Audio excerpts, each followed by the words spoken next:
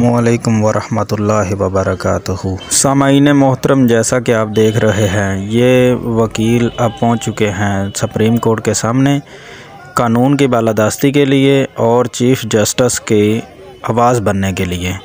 ये इमरान ख़ान से कोई पैसे तो नहीं चाहते, ये इमरान ख़ान से कोई ओहदे तो नहीं चाहते, ये इमरान ख़ान से कोई टिकट तो नहीं चाहते।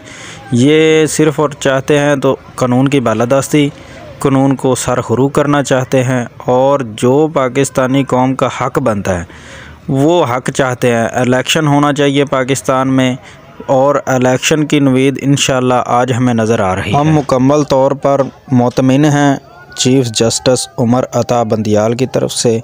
इंशाअल्लाह पाकिस्तान के हक़ में बेहतर फ़ैसला आएगा।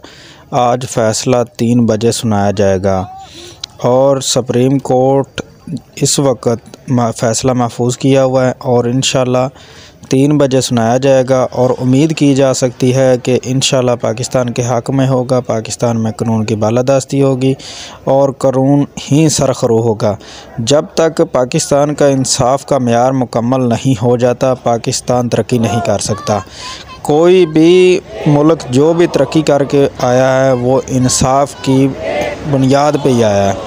इंसाफ ये नहीं होता कि जो ताकतवर है उसके लिए कोई और कानून है और जो कमज़ोर है उसके लिए कोई और कानून है। अगर पंजाब में अगर पुलिस को कोई आदमी मतलूब होता है तो उसके घर में छापा मारा जाता है और उसके बच्चे भी उठा लिए जाते हैं। और अगर नून लीग का कोई भी बंदा उन्हें मतलूब होता है तो वो उनके घर में सिफारिश लेके जाते हैं और मोहतबाना अदब से गुजारिश करते हैं कि सर आपको हमारे साथ जाना होगा।